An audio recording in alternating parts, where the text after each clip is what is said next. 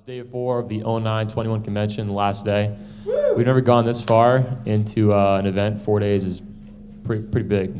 So yeah. Anyways, today we have, first up, Red Hand Man. You want to get up on stage, man? Oh, sure. I don't even know if he's in the shot, but... I'm down the shot. Yeah, he came in 08. He did a great job. I've known him for years. And yeah, take a seat, man. Take a seat.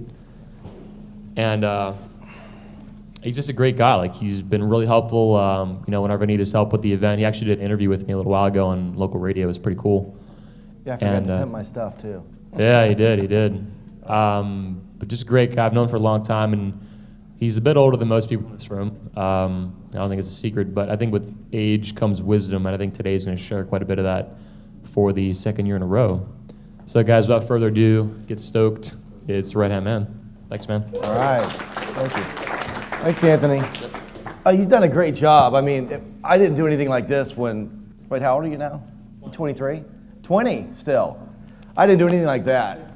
So, kudos to him for having the cojones, coconut size, to put this on. I mean, I don't know any of my friends were doing things like that at 21. I was getting out of school and doing crazy things. A little bit about myself. I am 43. I'll be 44 this year. So, geez, that guy's old. Yeah. It's all good, man. Old enough to bang your mom. No, just kidding. If she lives in Orlando, never mind. This is film, so I've got a little, in spite of everything you're about to hear from me, I've tried to talk to guys from my experience and things that have gone on in my life. I got married really young, right out of college. It seems like I did everything young. I was young, dumb, and full of you-know-what. Now I'm older, a little bit less dumb and still full of you-know-what. But I did the marriage thing. I was with my ex for 20 years. I've got 3 daughters, and I'm warning them about guys like you and guys like me. And I've made a lot of money in business over the years. I've spent a lot of money. I've spent a lot of money on women. And a couple years ago, I started blogging this stuff. I don't know if any of you have seen it. I think there's a link on Anthony's website, righthandmanifesto.blogspot.com. So I started putting all this stuff down, and my friends were like, hey, that's pretty cool, that's good. I didn't think of it that way. So today's like a synopsis of the stuff over the past couple years, and I don't think there's a lot of new stuff under the sun. I know in the realm of the pickup community, everybody's trying to come out with a new edge, something new to sell you. Some of the companies that have been around a while, they're always bringing out new product to sell you. I really don't think there's a lot of stuff that's new under the sun. Women are complicated, men are complicated too, but I try to follow some basic rules in my life that have been helpful to me in the interactions. So I give you a picture of my week. This is kind of the lifestyle that I like to have now. Tuesday night, I have a woman that invites me over, and her house. She's got nice wine there. She knocked herself out making these hors d'oeuvres. I'm like a foodie. I should weigh a couple 100 pounds, but I don't. But I love food, and I love a woman that cooks for me and goes out of her way to make something nice. So she really knocked herself out with these hors d'oeuvres. What is the Italian ham? Did I drop that? No. What's that Italian ham? Prosciutto. You guys ever heard of that? Prosciutto, Gouda. So these knocked out hors d'oeuvres. So get the hors d'oeuvres, the wine, great romantic evening. I leave there the next day. Super. Thursday night, get another woman. She's like a chef. She invites me over. She gives me her best liquor. She makes a dinner that would put Ruth's Chris to shame. Filet mignon, shrimp cocktail. I'm like, hey, where's your shrimp cocktail? She's like, I'm deathly allergic to that. And I'm like, look at this. She doesn't like it, but makes it for me. A great dinner. I brought my guitar, played some for her. It was really killer. So 2 things this week, being treated kind of like a king. And then last night I had a date with a girl, and we had a couple pitchers of beer, dinner. We sat and listened to some live music. The bill came, she paid for the whole thing. So that's kind of what my deal is I like to flip the script on traditional roles of what men and women or what guys think, and especially what our society says, how the male-female relationship's supposed to go. So today, here's what I'm going to talk about. Really two big things: what to avoid in dealings with women, and what to embrace. Things that you want to avoid are problems in relationships. You want to avoid the money drain out of your bank account into someone else's pocket. And the other thing you want to avoid is baby mama drama. So we'll talk about that. Things that you need to embrace, that's the second part, is you've got to embrace a strong frame. I write a lot about that in my blog. I've made all the mistakes, so now I know. I'm going to talk about multiple long-term relationships, because that's really the alternative to traditional dating. It's alternative to marriage. Talk a little bit about having male friends. And then if you've got to pick just one, what do you do? Some guys feel the need they've got to pick one woman and stay with her. So, I'm not like the most gifted public speaker, so I'm just going to try to talk to you, and I'll try to move around for the camera so that I'm doing that right, like I'm supposed to. And at times, I'm going to read some excerpts from my blog. So, some of the best speeches that I've given, they read from teleprompters. Next year, can we get a teleprompter? It will be good. It works for Obama. Here's a snapshot of your future. Is anybody in the room who's over 25? Get anybody over 30? Okay, that's good. Excellent. How many guys are under 22? Okay, excellent. Good deal. You get your whole future ahead of you. I'll give you a snapshot. Traditionally in America, what you do is you're going to go to school, you're going to graduate, you're going to get a career, you're going to try your hand at dating, you're going to fall in love, you're going to get engaged, you're going to buy a big ring, you're going to get married, you're going to have kids, and then you get divorced. The odds are it's greater than 51% that that's what's going to happen to you. And yeah, I did it. So the real challenge in coming to like a 4-day convention like this is picking up some skills, picking up some new ideas to help you defy the odds. Because everything in our culture is kind of geared toward pushing you that way. You know, success in our culture is defined as that track right there. Go to a good school, get a good degree, get a good job, find a good woman, get married, have good kids, put them through school, get divorced, and then you find yourself in your 40s back again going, wow, let me see if I can do this different this time. So that's the thing, maybe I can give you some information to help you defy the odds. Here's what I've seen. There's the problems with relationships that are traditional. I think it's a problem unique to Western cultures, especially in America. I've got 3 daughters. I'm not going to talk too much about them because they may find this on the internet. But I've got 3 beautiful daughters. And I love them. I would do anything for them. I'd give my life for them. But I never, ever use the word princess with them. Because that's something in America. Every girl wants to be a princess. Disney perpetuates that. Oh, you got to be a princess. Come to Disney and treat you like a princess. And I apologize to the women that are in the audience today. No offense personally, but I'm going to talk in general. There's always exceptions to the rule. And there's great women out there. I find them all the time, the women that are exception to the typical rule. But, you know, American women have a sense of entitlement, and they really like us to chase. I don't know if anybody talked about that. Patrick and I last year kind of gave a presentation on pickup and the whole idea of not chasing women. And it's so easy to fall into that trap of chasing a woman who feels entitled to your time, to your money, to your affection. And the hotter that you think she is, the more likely you're going to succumb to her sense of entitlement. And it's not just like sour grapes from guys like us in a convention. You hear it on Oprah, Dr. Phil, Ellen, Cosmo, Glamour. Everything's pushing women to have this. But before it's a foregone conclusion that women are victims, well, let's take a look at some of the games that women play. You know, because women, what do they always say? Women say, I'm tired of players. And that's basically short for a game player. Tired of guys that play.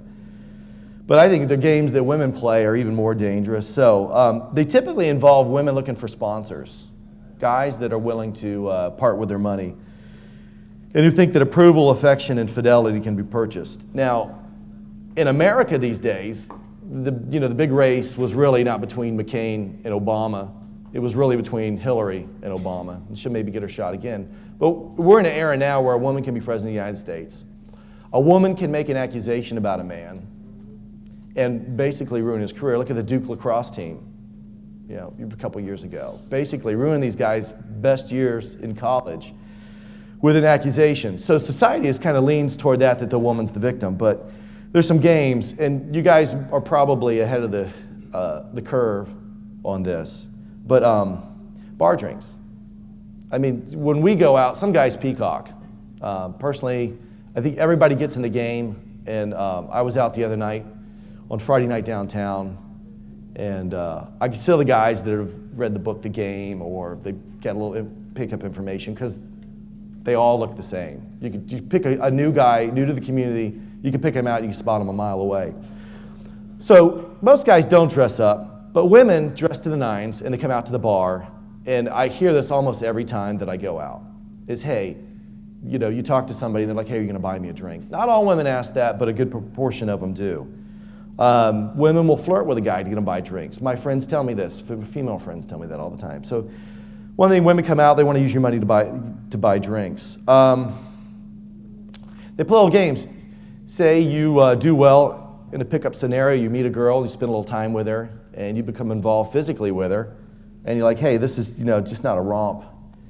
A sexual romp, you'll find that, they'll put out, and then all of a sudden, here's the game comes along, is, I have a few expectations. I heard that from one woman.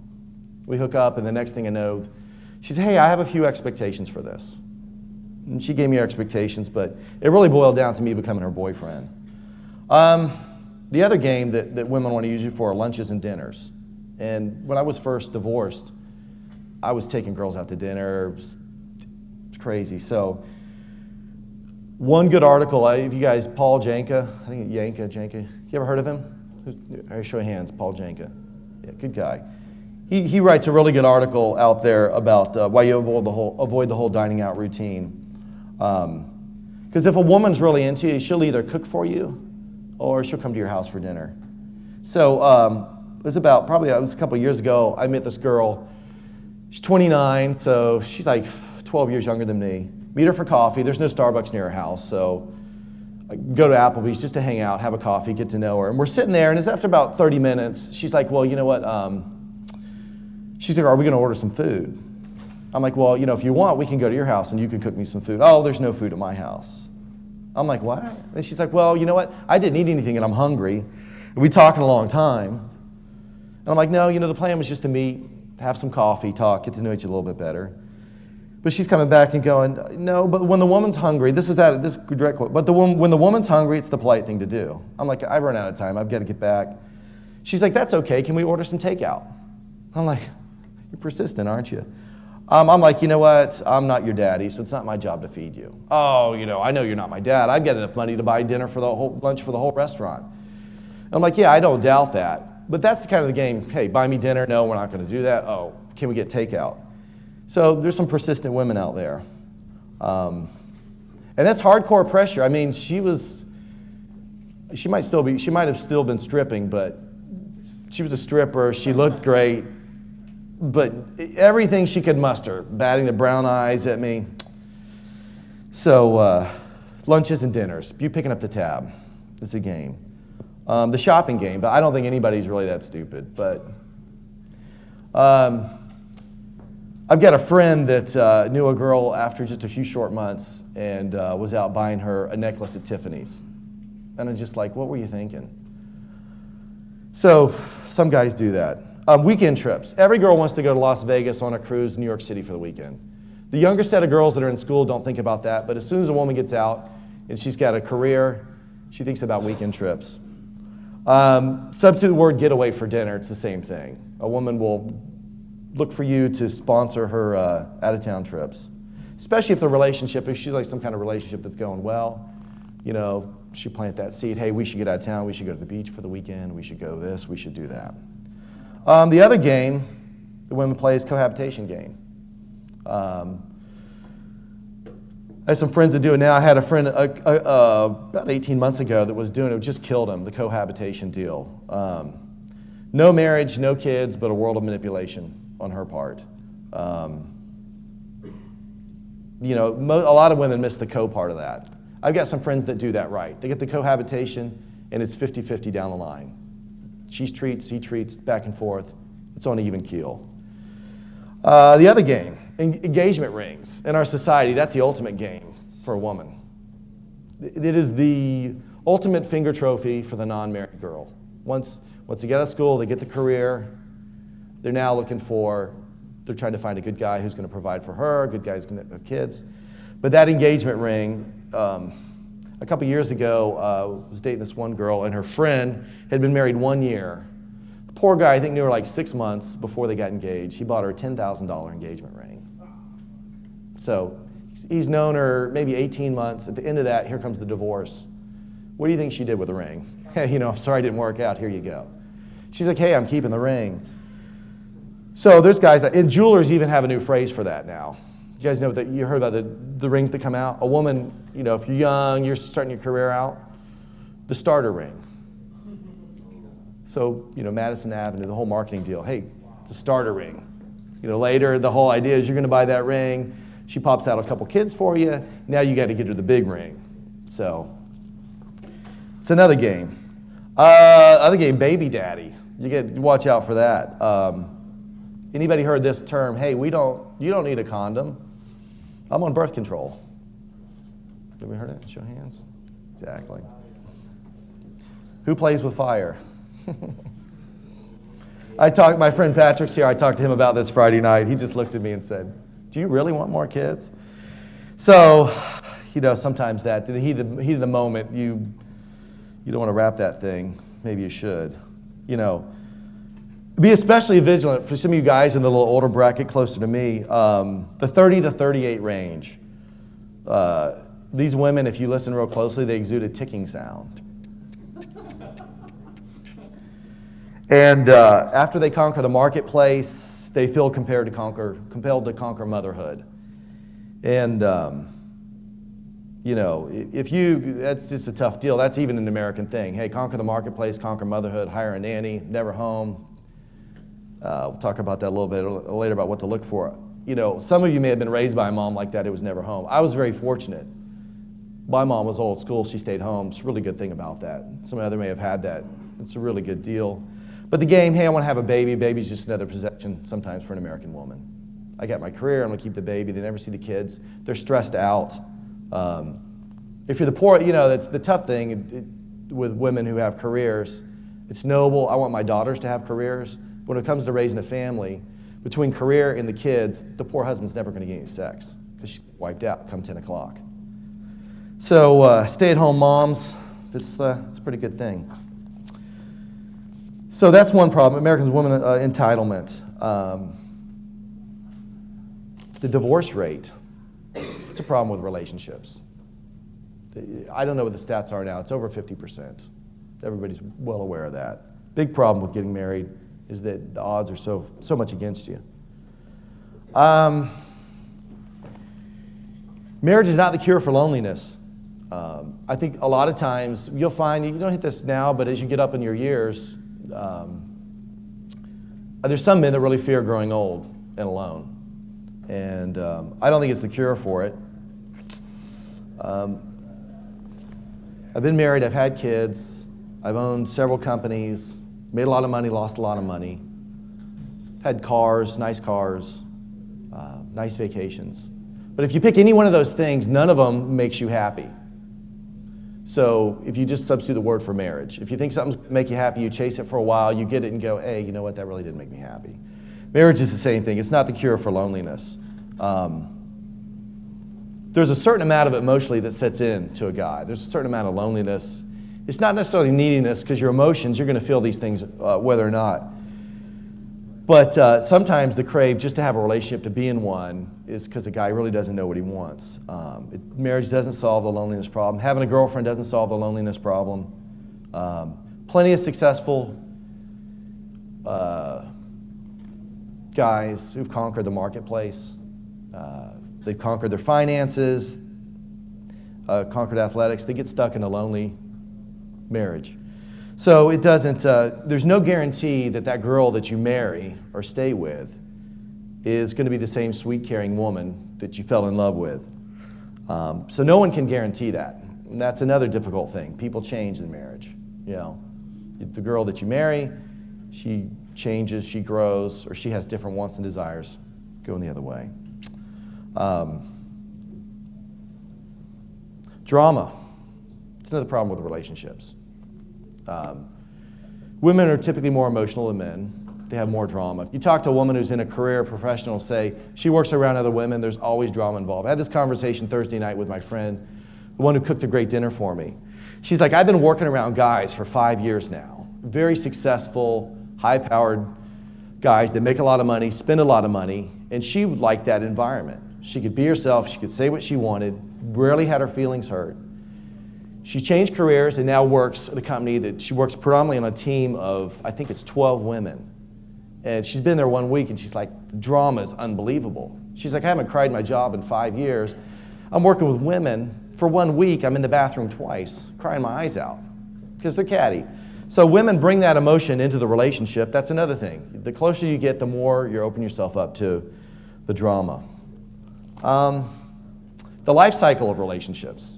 Ever heard the phrase that house guests and fresh fish go bad after 3 days? Same thing, relationships have a life cycle. New dating relationships. Charlie Sheen once said, you don't pay him for the sex, you pay him to leave. So there's a lot to be said for that. From my experience, the shelf life of a new exciting relationship is about 4 to 6 months. It even occurs if you're not totally exclusive with that one woman. Even if you're getting some stuff on the side, it's still a 4 to 6 month life cycle on that. And unless she's your super duper ideal woman that you've been looking for and you know what you want, that's the exception to the rule.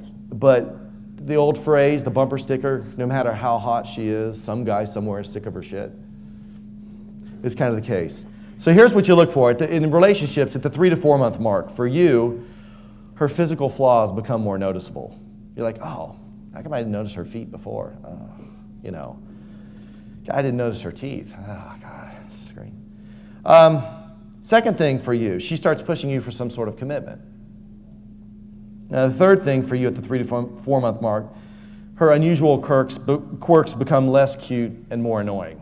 You're like, yeah, that was cute before, but now, gotta hate that phrase.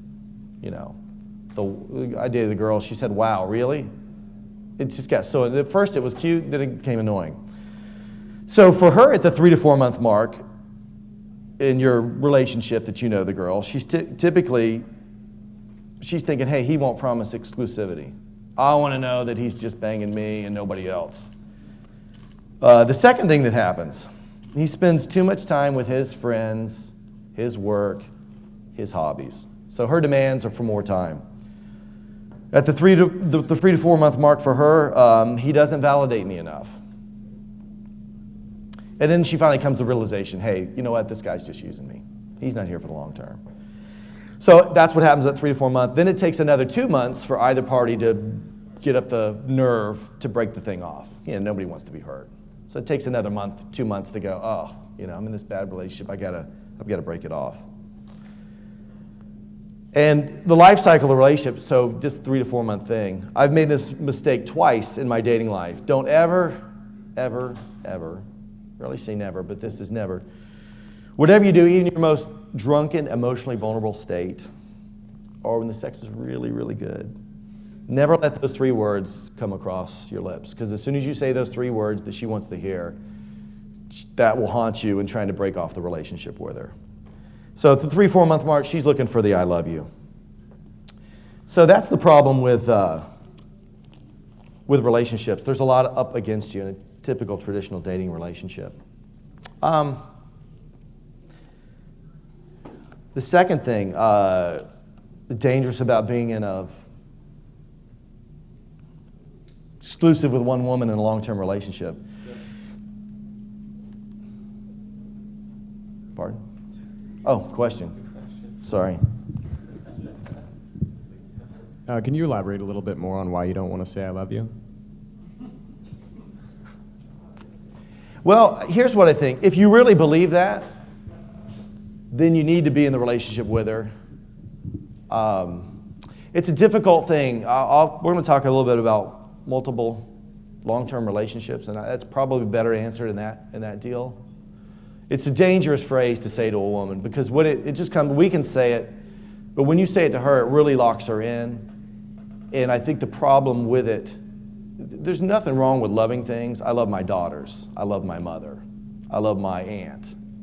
There's other female relatives I love. I trust my mother. I trust my daughters. All of the women have to prove themselves. And what happens is that when you're trying to establish the frame in the relationship, which I'm going to talk about, the I love you really hurts your frame in a major way. It's like being sideswiped by a semi-tractor trailer. The other thing that's a problem with the relationship, it's going to be your money or your life. We're still in a culture where it's predominantly the male's responsibility, the father's responsibility to provide, even though women now have as much opportunity as guys. And you'll find that in jobs for the marketplace. What you really have to come across is that you have to decide in a relationship. You can do it. The relationships that I seek now with women, it's either on an even keel, it's 50-50 as far as treating for things, going places. But the last relationship I was in, I paid for drinks on date number 1. Went to hear a friend's band play. This girl happened to know the band too. We had some mutual friends in common. We go out to listen to the band. I buy a round, she buys a round. After that, everything else in the relationship was paid for by her. She paid for all the dates. I would go to happy hour and invite her to come out with my friends. She would pick up the tab. She bought me a pass to Universal Studios for the year. She wants to spend time with me. She bought me the pass. She bought me a pass to SeaWorld, Busch Gardens, Aquatica, so I could do that with her. So you got to decide in a relationship and in life what your view is about money. And whatever your expectation is, it's going to come across. It's going to leak out in the things that you say and have in your expectation. Last night when I was on that date, the bill came and I didn't even flinch to reach for my wallet. In fact, when I talked to her earlier, the day before, about hanging out, I cleared it up. I said, you treat this time and I'll pick up the next time. Now, when I hang out with her, I'm probably not going to do something that's expensive. I'd rather do something that's fun because I am a tightwad. I'm frugal. So I don't think you got to spend money to get laid. I don't think you have to spend money to have a good relationship with a woman. In fact, if you're a little bit more creative, you're not going to spend any money at all. So you have to decide for yourself, especially at a young age, before you become encumbered with a woman, what your views are about money, debt, how hard you want to work, how much you want to work. You gotta now's the time to be thinking about your views on retirement. It comes fast. Let me tell you, 20 years, from 20 to 40, zooms right by. Those huge 20 years of compound interest. Those 20 years, you're going to be working, probably not your prime earning years, but you're making a lot of money. Good chance to put money aside. But you got to decide about that because a woman will come along and you get in a serious relationship with her, especially if you end up deciding to take the leap and be married, or you're going to cohabitate and you're going to start a family. Her views about money are going to be really, she's going to want to put those on you. It depends on her personality, but you have to be strong about that because, what's the number one thing that couples fight about? Money. Finances. If you look at all the divorces, what's the number one cause of divorce? It's finances. And let me tell you, when you're in there and you're married to a woman, you got a joint checking account, you can say what you want, but if she can write checks, it doesn't matter what your spending plan is. She can write a check, she can spend your money. I've lived through that. It's brutal, it's painful, it's frustrating. So word of the wise, you got to decide now how it's going to be, and you got to stick to your guns. I got a friend of mine, we always talk about frugality, and he's talking about who can out-frugal the other guy. But he's smart with his money. He doesn't spend a lot. He's invested well, and he lives a pretty stress-free lifestyle. Because what will happen in your relationship, why finances is such a death knell to marriage, is that money problems and the stress that causes on you affects your relationship. You're stressed out about money. You're in debt. You owe all these creditors. You've outspent your income. That stuff puts so much pressure back on the relationship that, you get sick of talking to her, you get sick of arguing with her. She's going to shut off the sex. That's why that's why finance is so bad. So You decide how you feel about money, come up with a plan. There's a lot of great resources out there. And then you got to stick to your guts. And when you meet a woman, you got to tell her that's how you feel about money. You know, if the woman's interested in you because you have a car, nice cars are nice. But usually when I see somebody driving around in a nice car, they're driving a car payment. So you get involved with a relationship and a marriage with a woman, she's going to tell you, hey, I'd like to have a nicer car. I'd like a bigger car for the kids. Can we get that big SUV? And all of a sudden, you're spending things that you never would. So you have to decide what's worth going into debt for. The other thing that's wrong with an exclusive relationship that you get into, marriage, baby mama drama. The biggest cost to having a child with a woman is the emotional cost. Finances, you can always make more money, but the emotional damage, the stress on that, it's harder to recover from. If you get pregnant with a woman, you're making a 20-year commitment to her. So another reason to use Trojan brand condoms, right? It's a 20-year commitment. Children are expensive. Private school's expensive. College is expensive. That's the problem. So those three things. You look at the problems inside the relationship. You're going to look at the drain that it could be on potentially in your bank account. And then if you have kids with a woman, you got to look at the risk there. There's going to be a lot of financial, emotional cost involved with that. Because if the odds play out against you and you're the one that gets divorced, you're still stuck with this woman if you have children with her. She's going to be in your life the rest of your life, whether you like it or not. So all the more reason to choose wisely that first time around. So those are the things to avoid, mistakes in the relationships. I told you the second thing I want to talk about today is what to embrace. I didn't have this when I was 21. I got married right out of school. I turned 22 years old. 3 weeks after that, I got married. I didn't have it. I learned it later. I learned it over the years and then was able to kind of put it into words after looking back and go, wow, I know how to have the relationship now.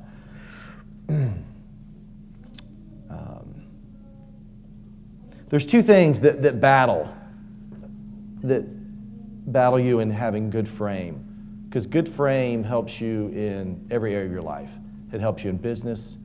It helps you in your relationship with women. Good frame is also very important when you have kids someday.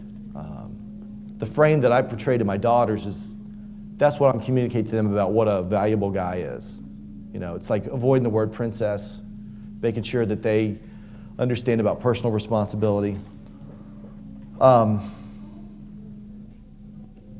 back to two things. The hardest thing that will attack your frame is when you have attraction for a woman. Back to that bumper sticker. No matter how hot she is, some guy somewhere is sick of her shit. But when she's really hot, it is really difficult to hold your frame. When she is what you're looking for and she's hot, it's hard for that frame not to go right out the window. Because normally in our society, when boy sees hot girl, that's all boy sees is hot girl. He doesn't see anything else. She's hot. That's what I want. It's anchored. It gives her some power over him. And whether you love it, you feel it, and so you either ignore her or you try to reestablish your frame in the relationship. But a lot of times, if she's got something about her, it's either her looks or her economic power. You know, I'll say I'm attracted to women that are financially successful. It's pretty hot to me because I know that they're going to take me nice places. Nothing wrong with that. It could be job status she has. It could be her social status. There's something about her that flips a switch in you. And the problem is that, excuse me, sometimes we give up our frame, and you know you're giving up your frame when you're showing too much interest to her while she's present in the room. You're only focusing your efforts on her. It's the only girl you can think about. You kind of forget, hey, I'm going to have to talk to any other women because I really want it to work out with this girl. You're buying her stuff. You know, if you're out, it happens in an instant. You see a girl like, you know, she'll be the exception. Excuse me a minute.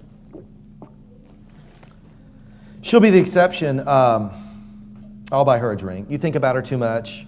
Or the guys that lose their frame, they start taking her on dates. Now back into, hey, you know, she's the exception to the rule. You lose your frame. Another way you know you're losing a frame is this girl calls you, you're answering her phone call every time she calls. You're talking to her a lot on the phone. You're being available when she wants you. Not necessarily the other way around. Hey, here's when my schedule allows. And the other thing you know that you've got your frame is being attacked with attraction is that you tolerate poor behavior. I think over time you learn to have like the zero tolerance for that. But the way maybe she treats your friends, I know I'm susceptible to it. I can think of a good example of a friend that's really interested in this girl, but it started out is that she had the princess mentality. And when she would come hang out with us, she would kind of blow us off, you know. Poor behavior. You know what? If you're with a girl, she should like your friends. Your friends should like her. And if they don't, that should be a big warning sign to you. All that stuff that women want you to chase them, they want you to show them nice displays of affection, treat them, buy them a drink, take them out on a date. A lot of what women call romance, I think, is chauvinist. You know, it's being a sucker. If you could take a magic pill at the beginning of the relationship and it would give you vision to see some of her faults, some of her weaknesses, some of the things that are going to annoy you down the road, your frame would be much stronger up front. So I've started doing a new thing in my phone. When I get a girl's number and I put it in, I've got her first name, her last name, or however I'm going to remember. You know, here's her name, and I met her downtown at such and such a club, so I can remember who she was. But in the middle, I'll stick in there something about her that I don't like. Yeah, I'm looking for the fault. Oh, she's got a great body, but the face. So I got her first, last name, and faces in the middle. She's got another girl in there. Annoying. Let's see. What's in my phone? Let's see what I have. I'll get it in here. Oh, one girl I met. Beautiful girl. I've seen her downtown before. My friend Patrick and I saw her out on a date with a guy one time. Gorgeous blonde, really good looking girl.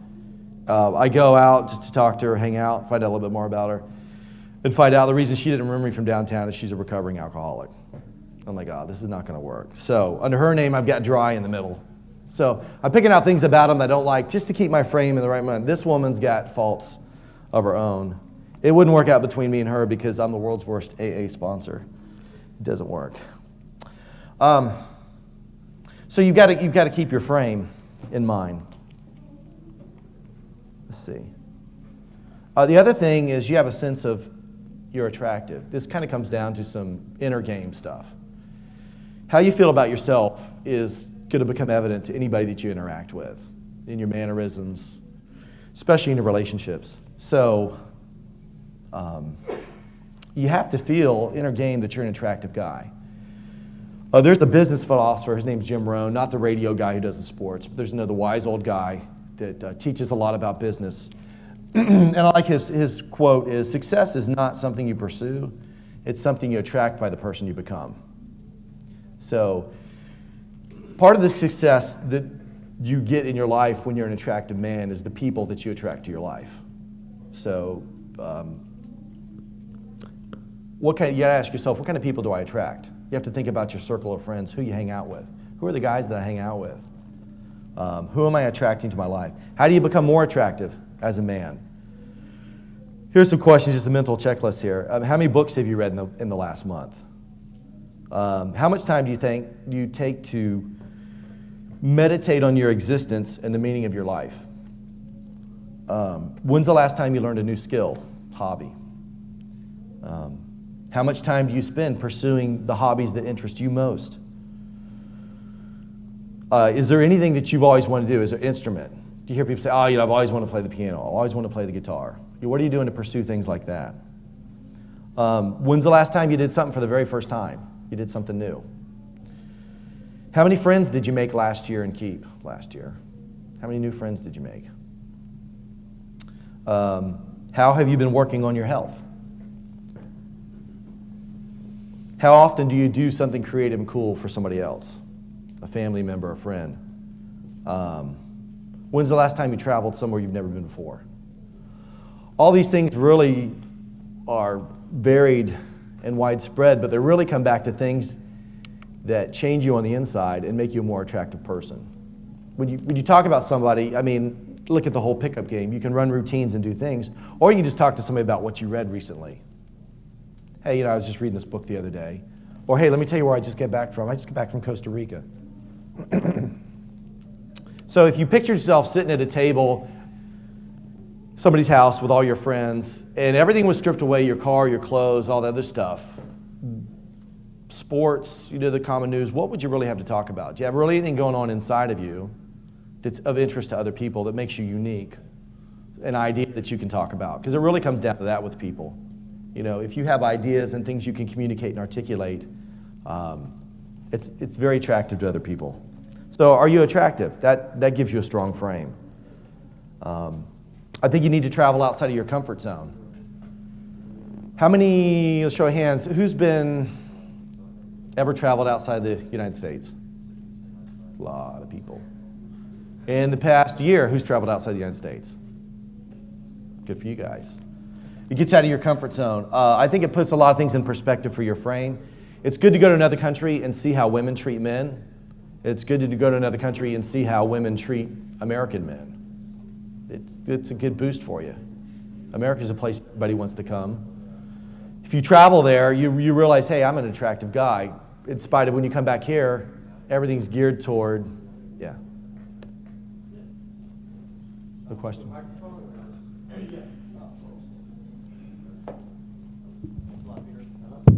Just making a quick note on that. When I was in the military, I was stationed in Japan for a few months, and one thing I noticed was that a lot of the American service members, they would go there and come back with a wife. It was like a running gag. Yeah. They would cook and clean for them. They liked you. They would buy them. I was like, what? They buy you stuff for you? So one guy said she bought him a house in like near Tokyo or something. And you come back in America, it's like, oh, I'm a girl, blah, blah, blah. It's like, once you've seen that stuff in other countries, it's like, you can do better. Yeah, exactly. You go to another country, you realize how attractive you are, or the script is flipped. I mean, in America, being macho or machismo, as they say it, that's taboo. It's bad. But you go to another country and you see that in other cultures. And I'll get to that in a minute.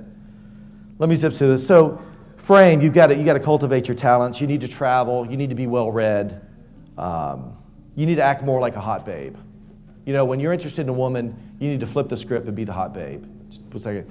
You need to think, hey, you know what? I'm not going to return all her phone calls. I'm going to wait to call her back. You know what? She should treat me. She should take me out to eat. I'm going to talk to other women. What does the hot girl do? All guys are hitting on her all day long. So you need to act more like the hot babe. Question. Are we okay on time, Anthony? Yeah, thanks. You're good. All right.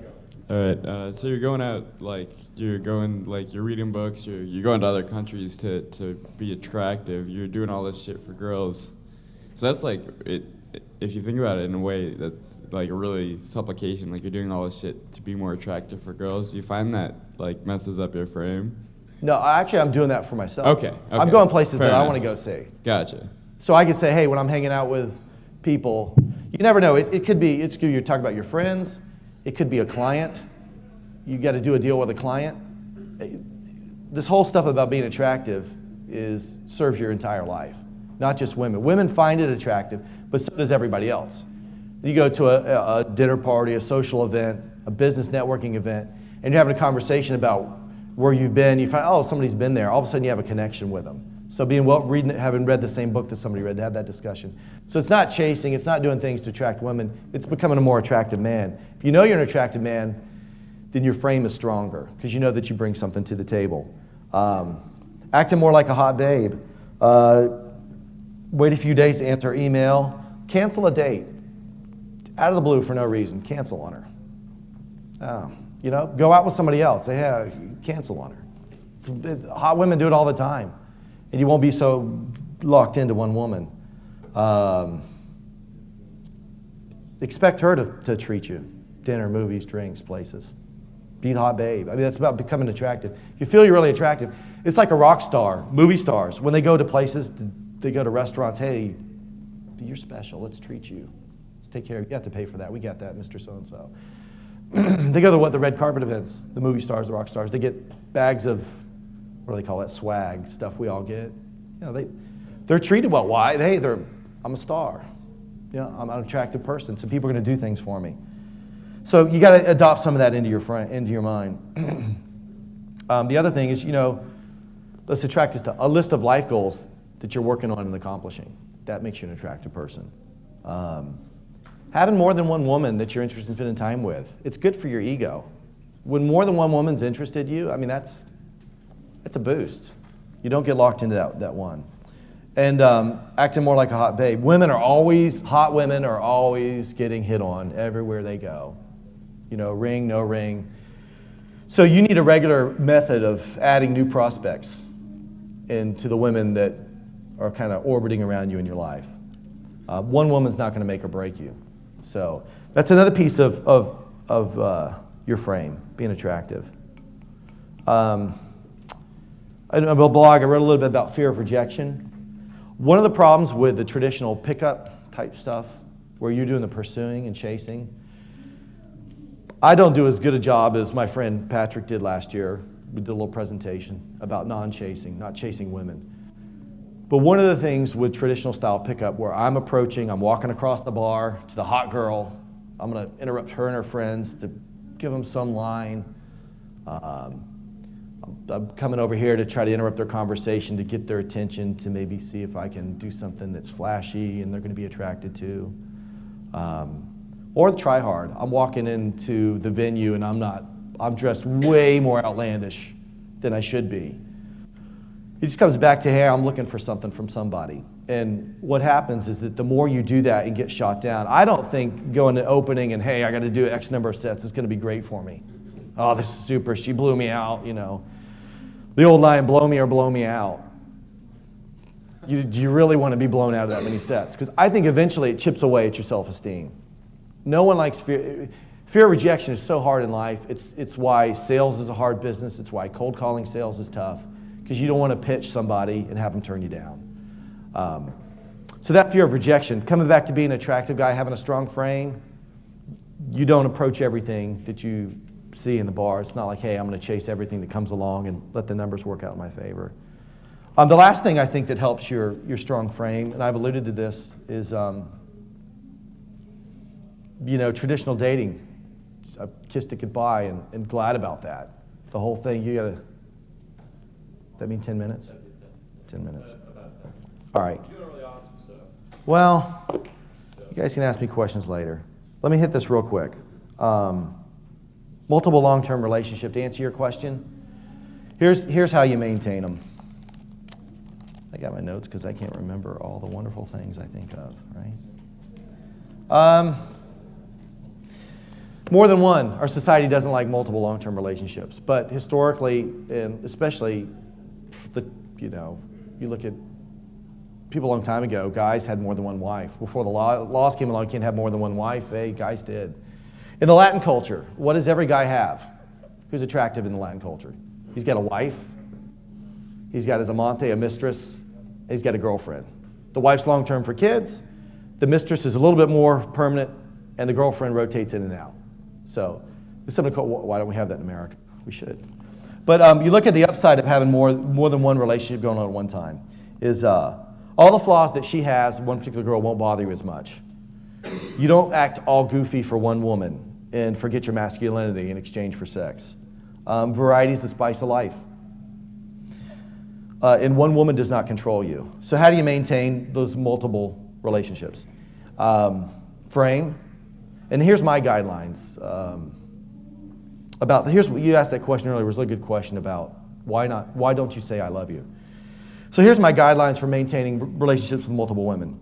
Phone communication, text messaging is just like once a week, maybe twice. Not a lot of phone conversations. You got to maintain space. No gifts, cards, notes, emails, nothing romantic. None of that stuff. If it's dinner, it's at her house, maybe my house. I like to cook, so I don't mind cooking. I'd rather be cooked for. The relationship's a sexual nature, not a nurturing one. So any request for time equals sex.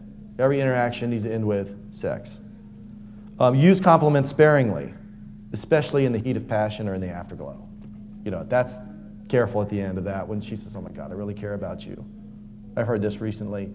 Oh, you rock my world. And you want to be a nice guy. You'd like to say something nice back. But you got to be careful. Number 5, don't get emotional with them.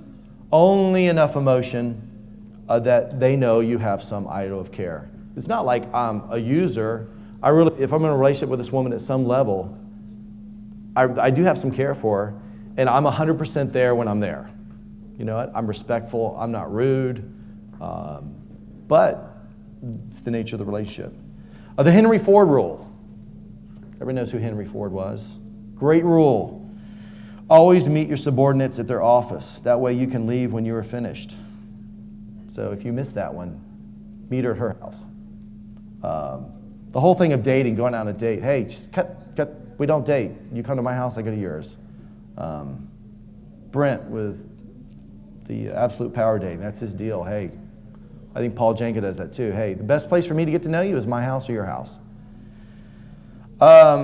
You really dig this girl, one of your, twice a week with any one particular woman's the maximum.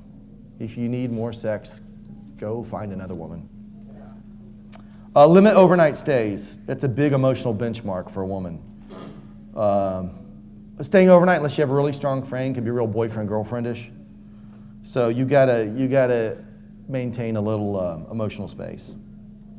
The whole relationship's kind of a balance. You're not using her, she's not using you. But you'll find in most of these relationships, when a better deal comes along for her, she'll leave and move on. There's nothing wrong with that. That's great. And it makes it easier. In fact, it's a lot easier on her and you if she's the one that tells you goodbye. You know, if you're the one, it becomes more difficult if you're the one having to say goodbye all the time. And when you have options like that now, you're the hot babe. But so one girl calls you, she's kind of annoying, it doesn't matter. Because if I don't see you Tuesday, that's fine, because I'm going to see this other girl on Thursday. God, I hope this doesn't show up on the internet.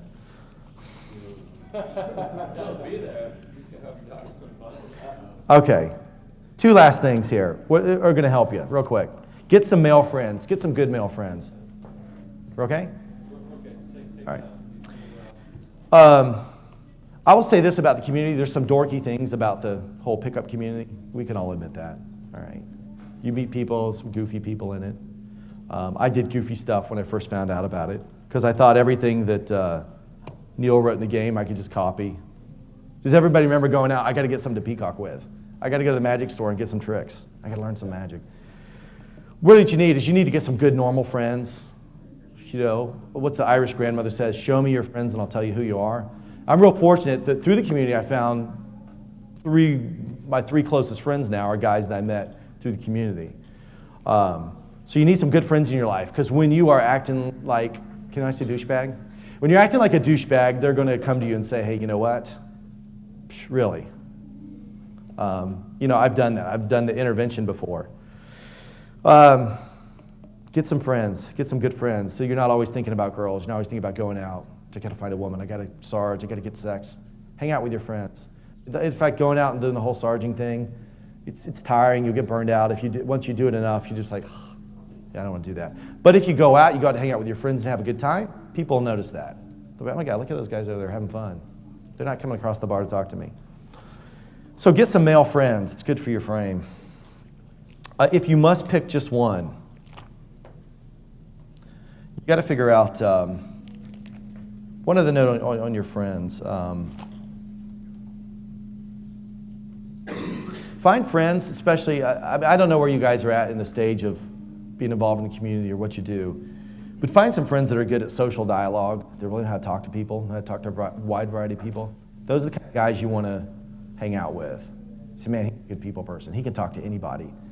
That's who you kind of want to hang out with because you'll learn more hanging out with guys like that.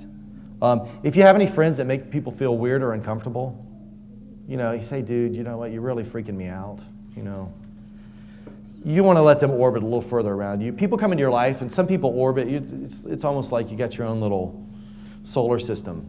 Some people, your closest friends, orbit around you really close. You spend a lot of time with them. Other people, you got to make sure that they only come around once a month.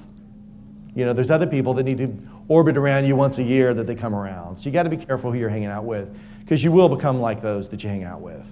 And if you're hanging out with guys that are socially retarded, you're not going to grow. So you got to seek out. You've got to improve yourself and become a more attractive person because you want friends that challenge you. You want friends that stretch you and make you grow. Enough about friends. If you've got to pick just one, you're dying. You got to be. If I had to pick just one, You finally decide you want to get married or you want to be exclusive with a woman. Here's what I think, in my limited experience, of what a woman brings to the table. And I had a good female friend of mine really get pissed off when she read my blog, and I read it in there. But here's what I think a woman brings to the table. One is nurture. She brings in physical affection, a listening ear, words of encouragement. That's a really good thing in a relationship. You know, a woman that's into you and she tells you something nice, that's very nurturing to you. The second thing she brings to the table is a sexual relationship. She brings it to the table if she enjoys it, she initiates it, and she seeks to please you. You want a woman who said this, so I've heard this, hey, you don't mind aggressive women, do you?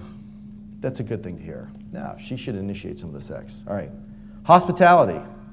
If you got to pick just one woman, find one that knows about hospitality. She cooks for you. She finds out your favorite beer or your favorite beverage. She keeps it around. She knows how to make people feel comfortable in her home or her apartment, wherever she's at. The other thing she brings to the table, companionship. Is this woman really interested in helping you achieve your goals? Or are you just a piece of her puzzle in her life to help her achieve her goals? You know, I was in a relationship with a girl for 6 months and she told me, hey, would you have another child? I'm like, yeah, maybe I would.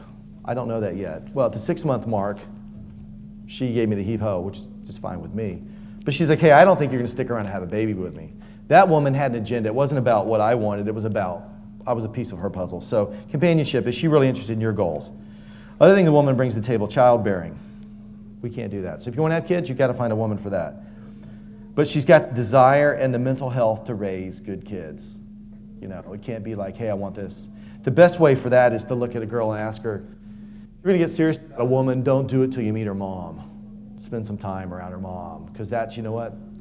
Acorn never falls far from the tree. That's who she's going to end up being like. It may take 20 years, but she'll get there. So if her mom doesn't take care of herself, or her mom's a nag, if her mom's annoying, if her mom's been married 3 times, if her mom's an alcoholic, if her mom's an abuser, if her mom's in abusive relationships, that's the kind of stuff you're looking at, because guess what? That's what the little princess saw growing up. So that's what they bring to the table. Here's the following warning signs, red flags. Pay attention to these signs, because these women rarely bring anything to the table. Any 3 of these things, 5 minutes. Okay, she tells you how much she enjoys eating out. She doesn't get sexual with you by the 3rd date. She tells you that she doesn't cook. I hate that. The only thing I make are dinner reservations. Ugh, annoying. She's affectionate, but she always asks you what the next date's going to be. Oh, what are we going to do next time? She doesn't invite you over just to hang out. Now, if you've known a woman more than a couple weeks and you've never been to her place, red flag. She says she's taking an emotional risk with you. She has predominantly couples or married friends. She still lives with her parents. Now, I know if they're still in college, that's all right. If she's annoyed with children. Here's the signs that you got to keep her. These are the women that I look for, say, hey, you know what, I want to be involved with you. Okay, here's the bad signs. Run when you see these things. A little basket by the sofa filled with frayed cat toys. If she has a copy of Dr. Phil's book, Love Smart, you see that in the bookshelf, go the other way. If she's got cat hair, cat smell, pets smell on her furniture, no. Her shoe rack in her closet is overflowing with shoes, but she's got no decent liquor in her house. That's a bad sign. If her refrigerator is more of a museum of condiments than it is actually a source of nutrition, run the other way.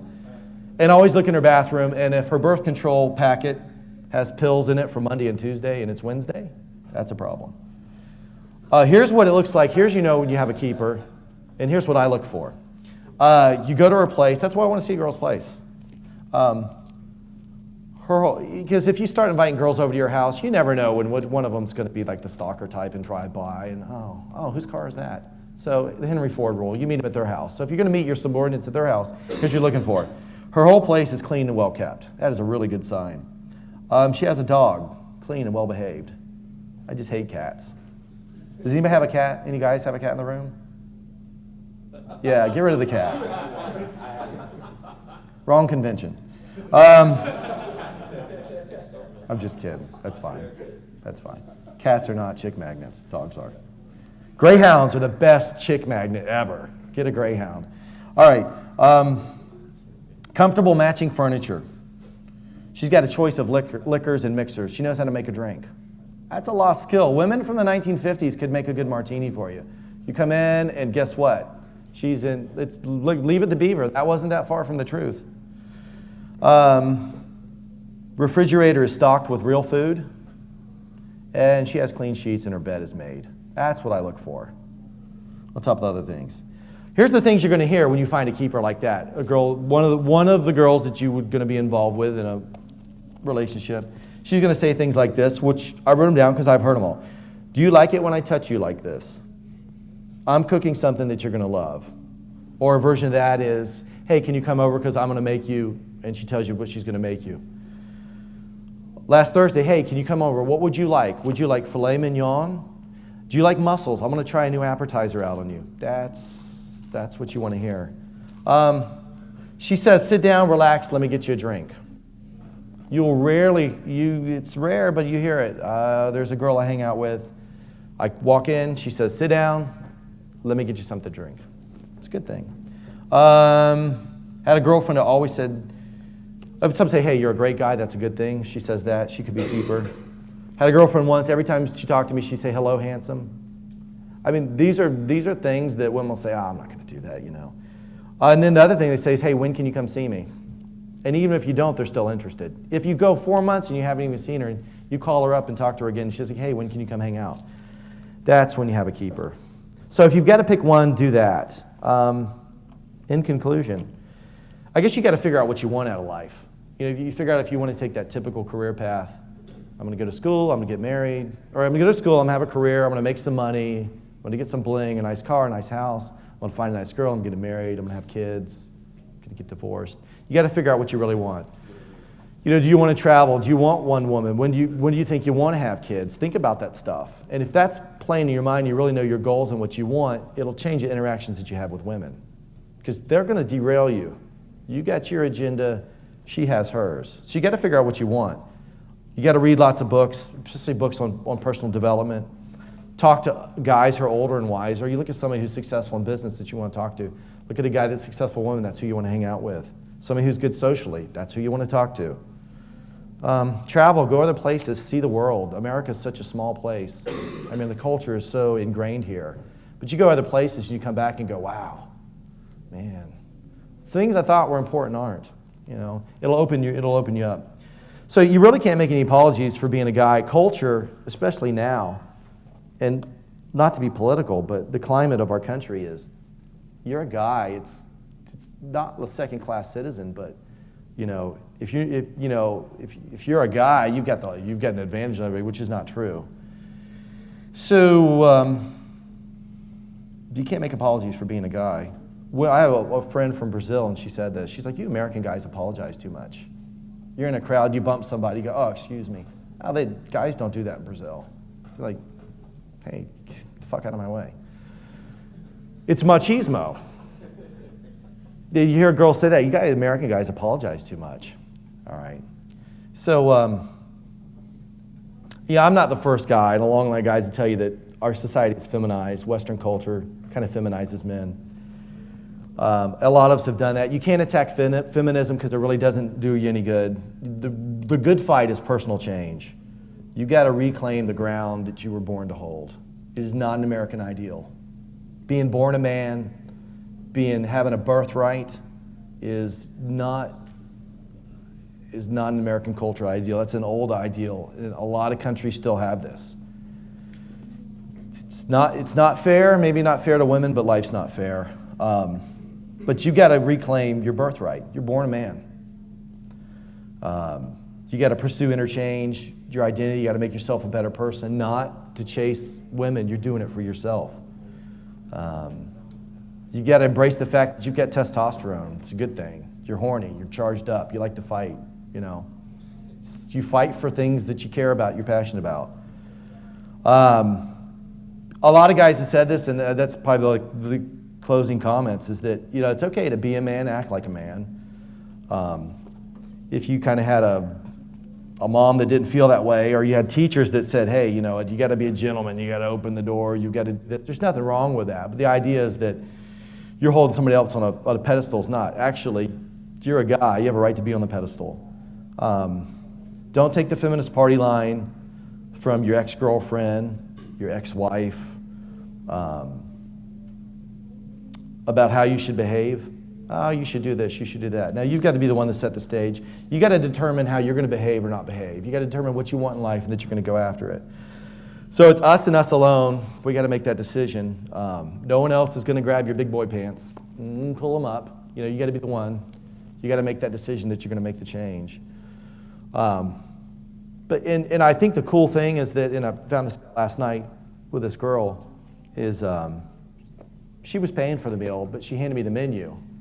She goes, I really like it when a guy orders for me. You can decide what I'm going to eat. She's like, it's really cool. She's like, hey, I like strong men. And I'm like, oh, hey, you know, that's really cool. So you have to decide that that's okay to be like that, to be strong. Because when Anthony does stuff like this, you come to these conventions and you read books, even if you read stuff in the pickup community that changes your paradigm and you think about new things, you read a new book, you go somewhere and your mind is changing. That's the kind of personal change that you need to have. So you guys, you know, the whole world's in front of you. It's kind of like your oyster. You're going to be in like the top 3%.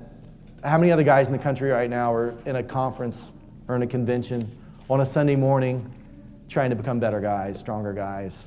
You know, so you guys can be in the top 3%.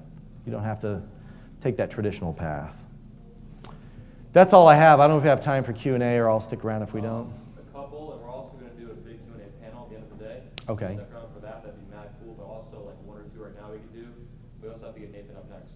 So all right. one or two. Hey, thanks for your time. You guys are a great audience. Yeah, appreciate it.